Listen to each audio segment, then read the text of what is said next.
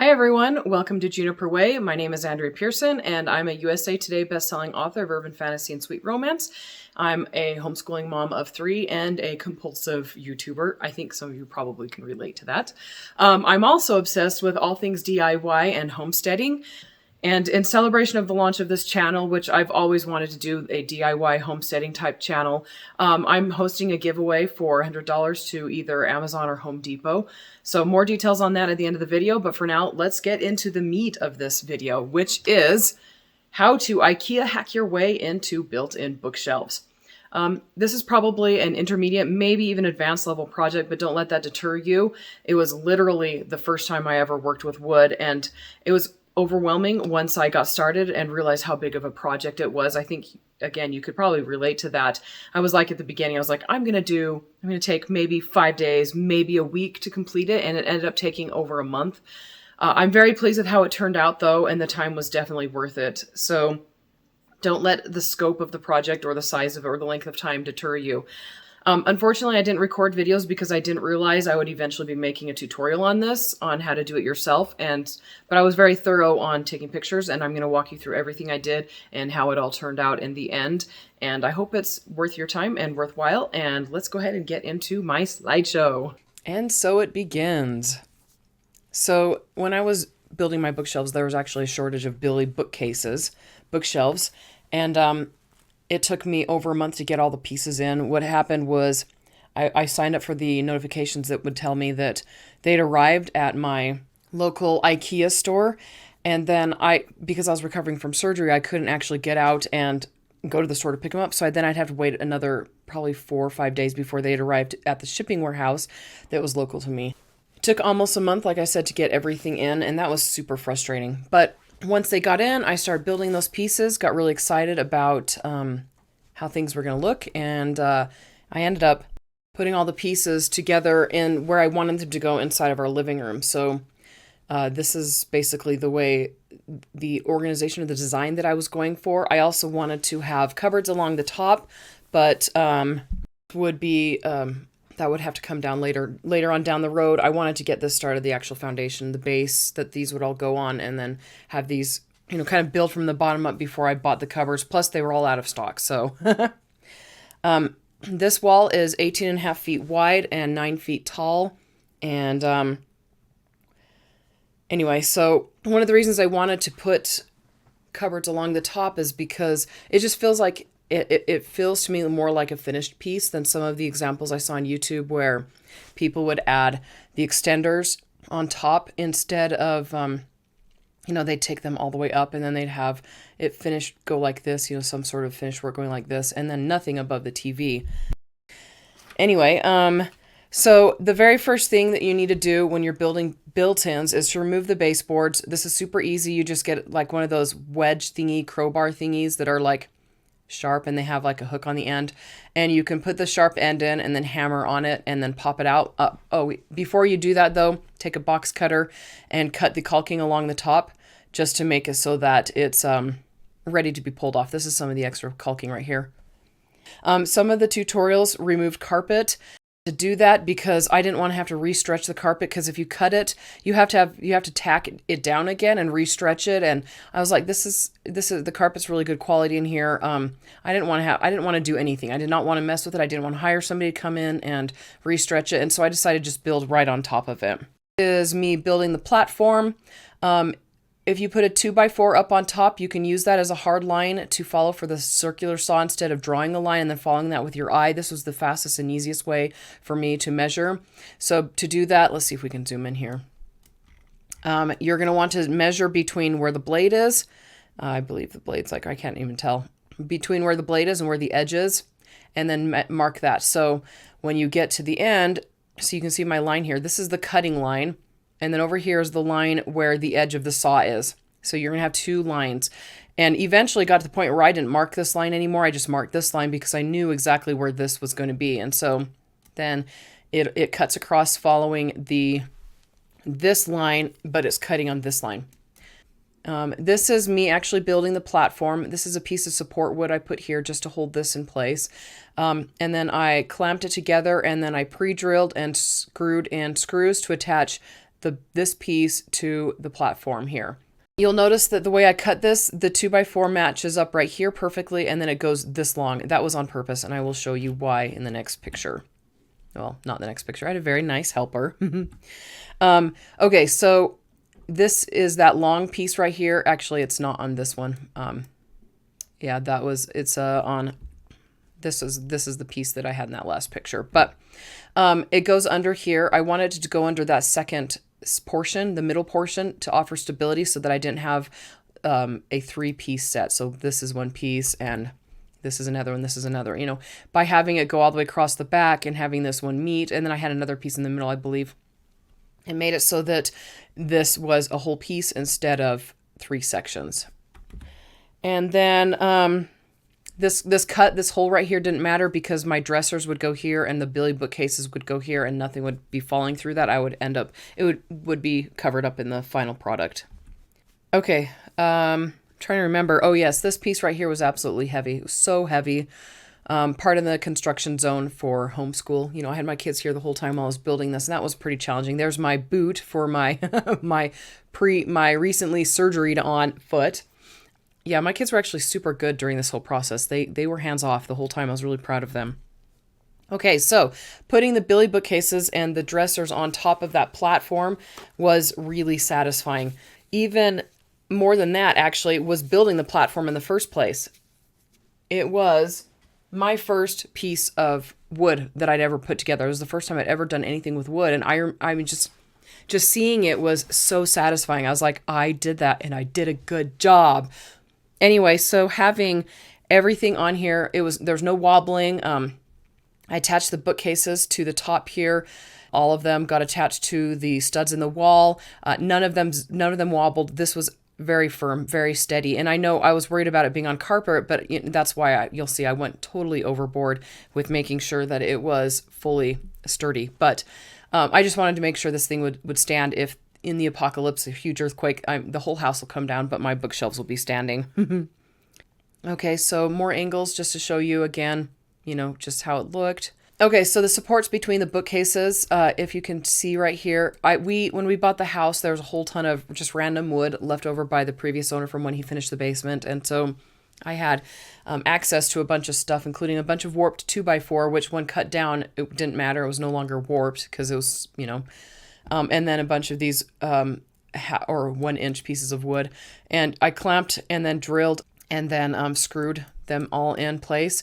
This is basically a support structure for the trim that I would use to cover the holes between the bookcases and then between the dressers. So again, clamping, drilling, screwing all the way on here. I also did it in the back on these because I didn't, just on the bottoms though, because I didn't want them to spin, you know, like to start spinning towards each other. I just wanted to make sure everything was fully attached to each other. So here you can see how I attached the dressers to the platform.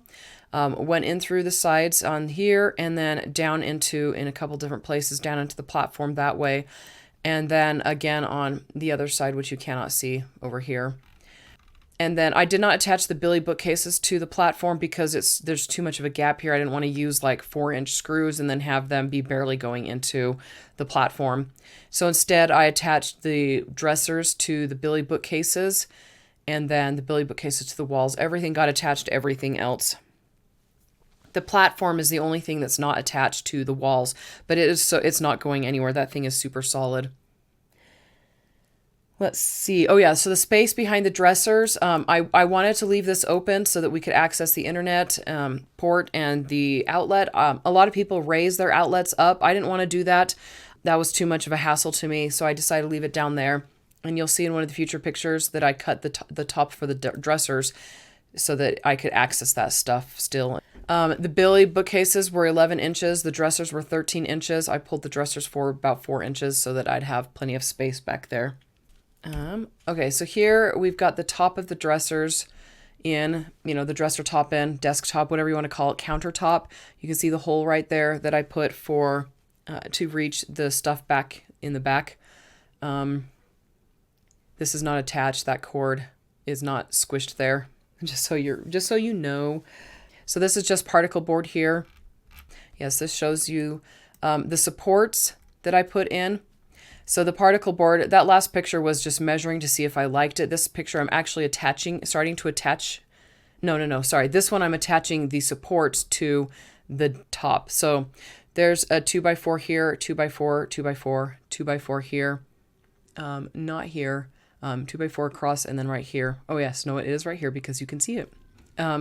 Anyway, I wanted this to not have any dips, any sinking, any sagging, anything like that. So I made it so that it was went all the way, supported all the way across, including on the edges. I did not want these edges to be unsupported. I attached, I think I already said this, a thin sheet of plywood with some, it's like got a veneer on it. And so it just to give it a soft texture. I didn't want to have the plywood texture on the top right there. So this is you can kind of see that some of this wood is a little bit warped right here. And it's not so badly warped. It's just very, very light, where when I screwed the dressers into it, I screwed from here all the way up, all the way across in every single one of these supports from the top of the dressers. It was able to cinch that down, make it tight. Okay, so then in this picture, you can see I've got the finished wood on either side of the TV in place, right here and here. The finished wood, just a little bit of a warning, it's very soft wood, so you're going to want to be careful not to push the screws too far, because otherwise it will go all the way in, all the way out of the finished wood, the, whatever you call this, the plywood into the 2x4, and then that's kind of pointless. It defeats the purpose of having it hanging up, because then, you have to screw again. I lost a ton of sleep over the next part of the process here. I was ready to start getting ready for the cupboard support. I had no idea how I was going to do it. Before I flip to that, I'll just tell you what I thought. I was going to go with metal. Like, I bought metal that we cut down I had somebody cut it down for me to go on the back of the shelves. Not these ones, because these ones are firmly built into the IKEA bookcases, but the other shelves that, are on here. And I was like, okay, so if I get plywood and I put it across and I reinforce it with that metal on both ends, so back against the wall and up against the front here, I'm like, that would work. But then when I brought the metal home for the shelves, it sagged. And I was like, if it's sagging just being standing free, it's going to sag with it attached to a piece of wood, which would also sag. And so I was like, okay, so not that. And obviously I couldn't do plywood alone because it's going to sag on its own. So I ended up using the 2x4, but I laid them upright instead. And so they're resting all the way. This is one whole piece all the way across. I mean, obviously it's got connections, right? But it's all connected together all the way across. And it rests on top of the Billy bookcase sides instead of on the top here, because I knew that would sag, and it's obviously not going to support any weight. And because the Billy bookcases are wedged between the walls, they're not going to sag side to side or fall side to side. I've got the supports on top. They're fully supported all the way down through the sides here because of the wood that's up between them. And then the dressers on this side, I mean, maybe they'll collapse this way. I don't think they will, just because everything is it is all one solid cohesive piece now, which I'm really proud of this resolution. It's perfectly flat all the way across the 2x4s, and a really good surface for the cupboards to be put on.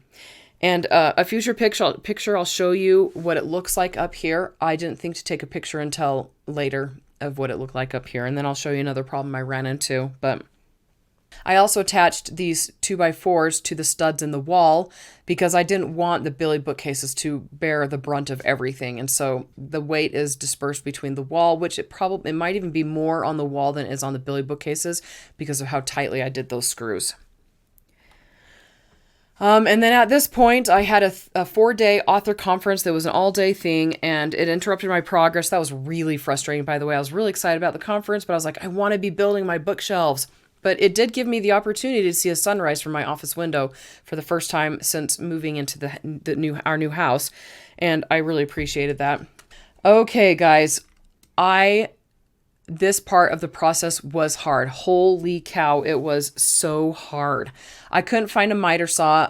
I had one neighbor who was willing to let me borrow his, but I would have to use it in his garage and with supervision. I wasn't really comfortable with that. I mean, the supervision would have been fine, but with my surgery and everything, and he's an older person, I didn't want to have to lug things all over the place.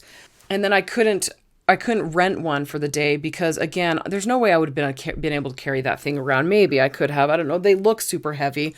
And then I would have, it would have been I don't know how long it would have had. I would have had to rent it for more than one day. And then our nearest Home Depot is like 35, 40 minutes away. And I was like, you know what? I'm going to turn to YouTube. And so I did. I turned to YouTube and I learned how to make miter cuts with a circular saw. And I'm really, obviously a professional would actually, I'm going to say not even a professional. Some professionals have seams that are just like this. I know because we've had lots of professionals. I've worked with lots of professionals, we've built 2 houses. And then we also had a lot of finish work done in our last house. And anyway, so I know that sometimes their joints can get sloppy, right? And then you fill in with wood filler and caulk after. And I'm really pleased with how well this turned out.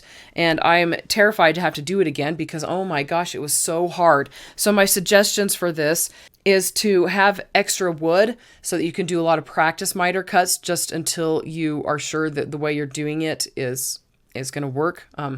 It's kind of mind-numbing having to think about which direction to turn the circular saw, and oh my goodness. Anyway, it was really challenging.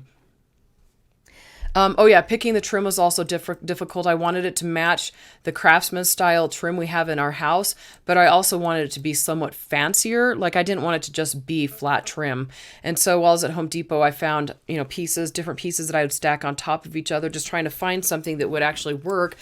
I didn't like any of those that I found. And then I finally swallowed my pride and went to Lowe's. Actually, it wasn't a pride thing. Lowe's and Home Depot are really close to each other, and I'm fine with both stores. But I've been going to Home Depot the whole time, and I knew my way around that store really well. Going to Lowe's, I was like, okay, so I need to branch out from what I'm used to. I went to Lowe's. I was really pleased. I found the type of trim I wanted, and then also crown molding to go up on top. Home Depot didn't have anything more than 5-inch crown molding, and I wanted 9-inch crown molding. Gosh darn it. 5-inch crown molding looks dinky in a house that has 9-foot walls. You need to go with heavier trim just because it looks better in taller walls. Okay, so I also cut wood to fill in these gaps here. The dressers kind of bumped back, and same with the Billy bookcases. I wanted to have that hole filled. Again, because I wanted this to be one cohesive piece of furniture.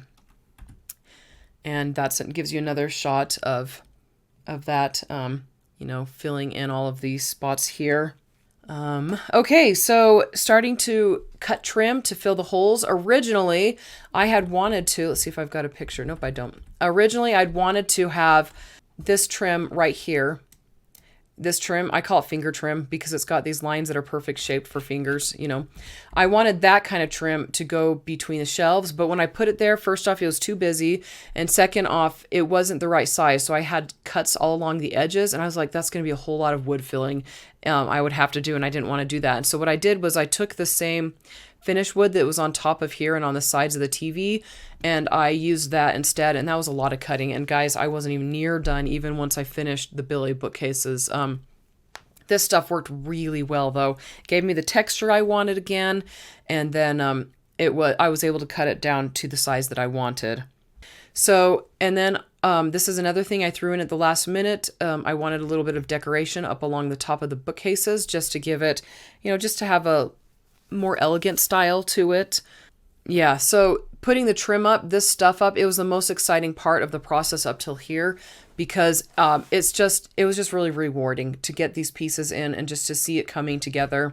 I ordered the hardware from Amazon. I'll put a link in the description to this particular product. I loved this stuff. I didn't want to have the plain hardware. I know that's really popular.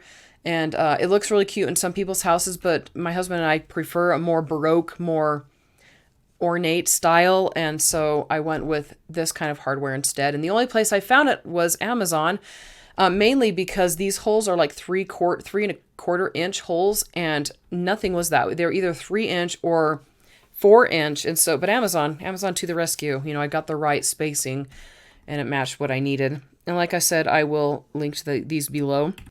Okay, so the dressers, this right here is the wallpaper. Originally, I'd wanted to get like wood and nail it to the front of the dressers and make them look really fancy, but I was like, that is so much work and not enough benefit for that amount of work. And so I decided to put paintable wallpaper on it instead. And this is the roll of it right here. Oh yeah, when my toddler saw these, he saw the holes in them. He went and kissed every single one of them better because, that's what toddlers do. And there's his glow stick. The process for doing the dresser drawers, it's not really that complex. It's a pretty simple process. You sand it, you clean it, prime it, apply glue, apply the wallpaper. And I don't recommend not using the primer. You need to prime it. The glue just attaches so much better. It sticks to it so much better. And I learned a hard lesson when I forgot to glue the front of the cupboard doors, and that wallpaper popped off overnight. So with the primer on it, I haven't had any problems at all since building these dressers or building these shelves.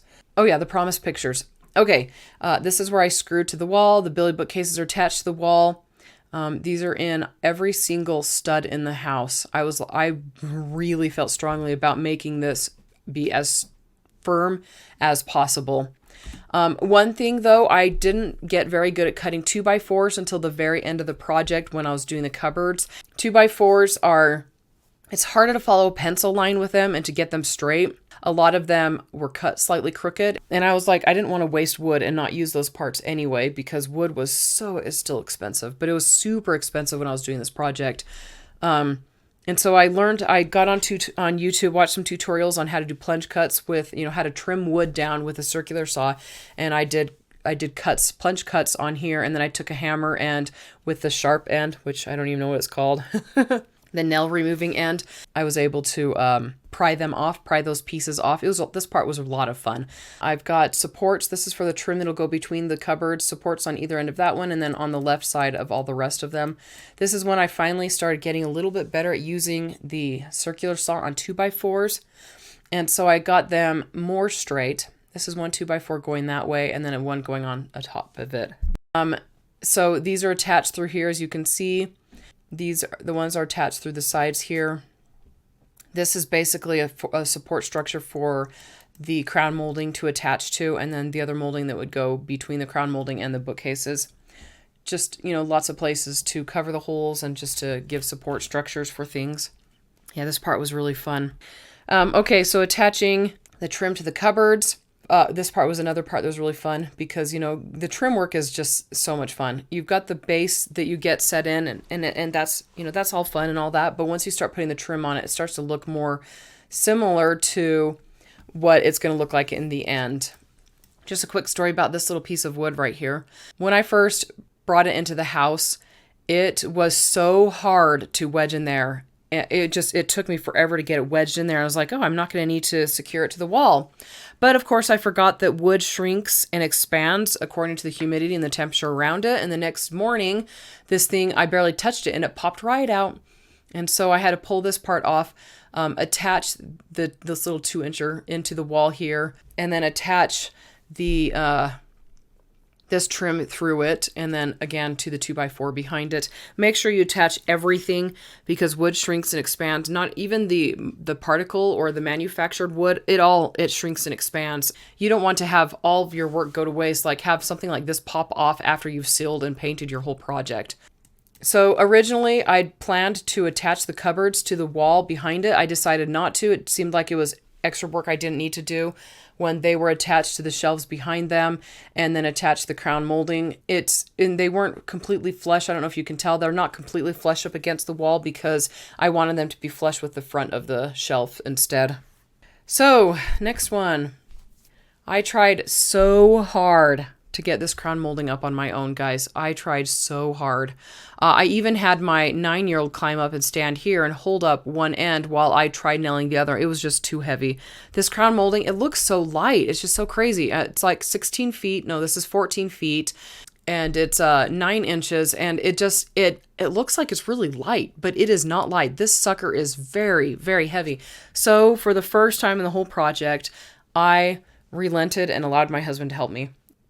Okay, so this is just plain wood. Again, this is extra wood from our garage, so it's lots of different pieces all the way across, which bothers me, of course. But, you fill it in with wood filler and caulk, and then it doesn't really matter in the end. But it was a lot of work, right? And then this is a quarter round. It's the stuff that people put on top of, on floors above, like certain floorings. I put that there. I knew I'd have space between this part and the crown molding, and I didn't want to fill that with wood filler, of course. And I also didn't want it to be just a flat sheet of wood, a flat piece of wood. And so I got quarter rounds just to give it a little bit more variety. And then you can see all the spots that I would have to fill in with wood filler here. All right, so I got the next section of the crown molding up on my own. I think this is, I don't remember how much it is. You guys can math it. This is 14 feet and the wall's 18 and a half feet. So you guys can math it. I'm not even going to try right now. I'm too tired. Oh yeah, one thing I learned after I'd done the crown molding is diagonal cuts are more common than straight cuts. I'm not entirely sure why. Maybe they're better when it comes to load bearing. I don't know. You guys, maybe someone knows. Maybe it hides the seam better. But I just did straight. I mean, diagonal. I can't even imagine doing a diagonal cut with a circular saw on crown molding because the crown molding is already weirdly shaped. You know, no. So nope. And you guys, you professional woodworkers out there are like, oh my gosh, I can't believe she did that. Anyway. Okay, so I finally moved the TV, Finally moved the TV. My kids were super patient. I got this from Home Depot. I attached it to the wall behind it. I didn't want this to be a blank wall. I'm like, that's too boring. It's got to have some sort of a design on it.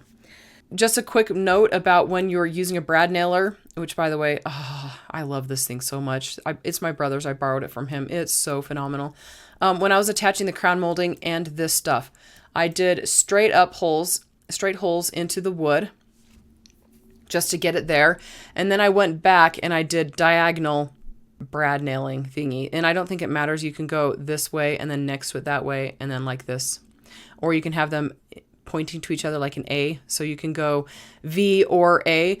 Just do that all the way across into the ceiling and into the wood, wherever, just do that all the way across. The reason for that, and then I did it on this one as well because this is a pretty heavy piece of wood. The reason for that is sometimes wood trim will it'll start to slide off of whatever is nailing it into the ceiling. And by doing it in a crisscross pattern, it prevents it from falling. Like from sliding down those nails. Okay, so I removed the cupboard doors for painting. I had them up, for a long time just because I love the way it looked. I was like, I want to see what it looks like. I removed them for painting. I bought painter's stands. I don't know what they're called. They're like these little triangles that you put the cupboard doors on while you're painting. That was an investment. I'm really grateful I did. And I promise you will be very happy if you do it too. It just saves so much time and energy. They're phenomenal. They're really, really fantastic. Okay, there's a close-up of that paintable wallpaper. This stuff, I'm super impressed with it. It is gorgeous, just really beautiful. And that pattern just sticks around after you paint it. I just loved it so much. Word of caution, when you're measure on the other side to draw your lines. Don't do it on this side. This side can cut really easily, especially when it comes to you. It's kind of like a foamy, very, very soft foam. It doesn't cut as easily once it's, primed and got the sealant on it. But just be careful with it in the beginning. I love it so much because the seams, they blend in so nicely. Anyway, so yeah, I really loved this wallpaper. Okay, so here's a couple of pictures of the pieces of metal. I had somebody in our neighborhood, not in our neighborhood, it was actually somebody in the city. I posted in our little cities group about asking for somebody who could cut wood because I didn't want to learn how to do it. I didn't want to get a special blade, any of that. I was like, I'm just going to let somebody else do it. So he cut them and then he ground down the edges so they wouldn't be super sharp. And then I attached them to the bottoms of the shelves and then to the backs. So on the unfinished side that's opposite of this, I attached them. And that was, again, just to prevent them from sagging. And those things are never going anywhere. They're wedged in really tightly into the Billy bookcases. But yeah, that was, these screws are very short. They're like, the bookcases are 3/4 of an inch. I believe the screws I got are 1/2 inches because I obviously didn't want them to poke up through the top here. This is the step where I started putting the wood filler in. I put the wood filler in first and then primed and then did caulking. The caulk sticks to the prime better, in my opinion. I know you don't have to paint and prime first. That's what they say, but I think it sticks better. When you're working with wood filler, don't use huge, thick applications. You want to do it sparingly and let it dry. So this is one application and it falls in because there's like a gaping pit of nothingness behind it, so it falls in. And then I started filling up here as well, the bigger spots that I didn't want to fill with caulking. I also filled along these edges here. That was really tough. It took me a long time to get them where I wanted them. And then I just, was filling in all the different spots. I ended up having to fill in a ton of wood filler here because when I pulled it out, I couldn't get it in perfectly straight the second time, which was very annoying to me. So I had to fill in with wood filler a lot there. And then I started priming again, like I said, to caulk after priming. That's another thing I did. I caulked all of the metal. I did a lot of caulking on the metal because I didn't want them to show in the final what's the word? Product. This is me starting to paint. And in here you can see I'm starting to prime around the edges because, priming the edges with a paintbrush and then using the roller to do the other parts. I did 2 layers of primer or 1, I can't remember. I did 2 to 3 layers of paint and then like 5 layers of sealer. I sealed the parts that would have the most scuffing on them. And they're indestructible. I'll tell you what the product is I used at the end, and I love it. I'm very impressed with how it went. Caulking took from November 19th through November 25th. That was seriously the hardest part of it all. I mean, you have to caulk everything. I had so many pieces to caulk. I mean, all like the quarter round on either side of it and all along the sides and every nook and cranny. I caulked the sucker. I mean, I caulked the heck out of this sucker. All along the shelf edges in these shelves that would be exposed because I didn't want them to be noticeable. And one other thing I forgot to mention. So I did mention earlier that I did a lot of cutting, tons and tons of cutting of the particle or the plywood. I decided that I wanted the shelf fronts to have a thicker look to them because I'd seen videos where people did, the IKEA Hackbilly bookcase and then they didn't do anything with the shelves and they look kind of dinky. And I was like, I don't want to have dinky looking shelves. And just to make it match the feel of the rest of the bookcase, I made them a little thicker. I used that same 1/4 inch stuff that I used everywhere else and put that on the front of the shelves. And it was like 1.5 inches is what I did. And I just thought it gave it a nice finished touch, made it look more solid. You can kind of see that I'm painting and priming right here, a little bit uneven there. Okay, so I mentioned already that I didn't prime the cupboards before putting the wallpaper on. Really regret that. You can see it's popping up on this one. So I had to redo those. But look how pretty this is. I just love it. It's like that bright, shiny white. This is after I've painted and applied the sealant and all of that. I just really love how pretty my dressers turned out. The sealant is done now. I'm working on the cupboard doors here. I've got them in the front room drying or over on the island. I went back and forth with them. And then here is when I'm applying or when I'm drilling for hardware for the cupboard doors. I put the wallpaper on it as well.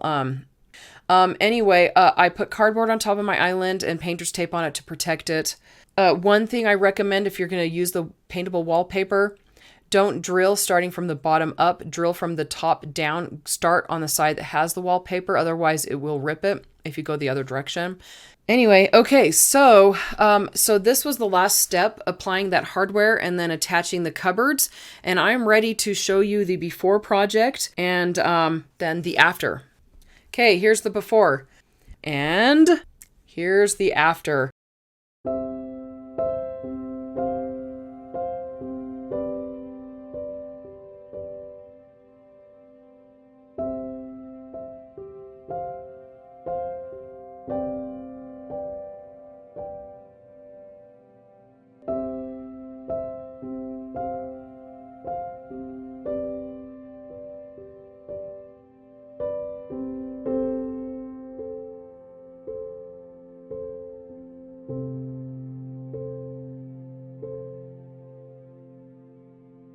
Anyway, so this is what it looks like decorated, and I'm hoping that I'll eventually finish decorating it. I haven't decided what I want to have anywhere yet, but so that's the Billy bookcases. I'm super pleased with how this turned out, like I said, and I hope this has been helpful.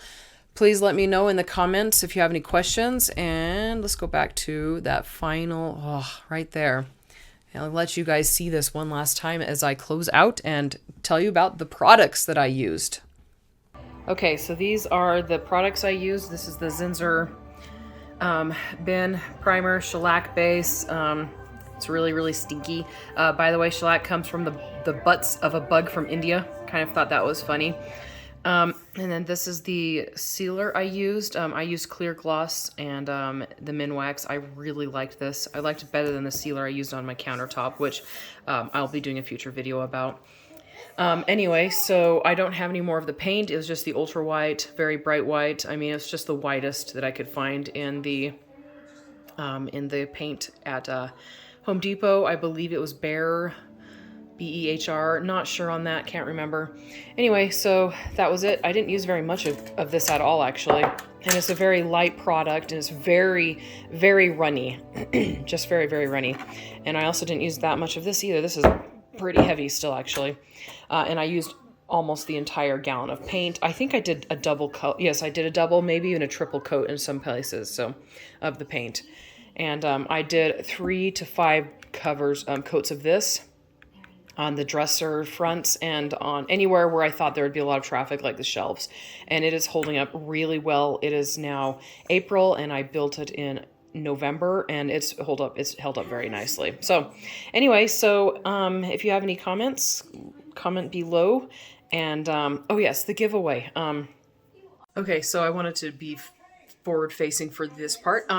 Okay, so the giveaway is $100, like I said, Home Depot or Amazon. I'm willing to do a different location if you don't have like a Home Depot near you. Sorry, I'm trying not to rock. I'm used to have kids. I'm like my kids. I rock all the time when I'm holding my kids.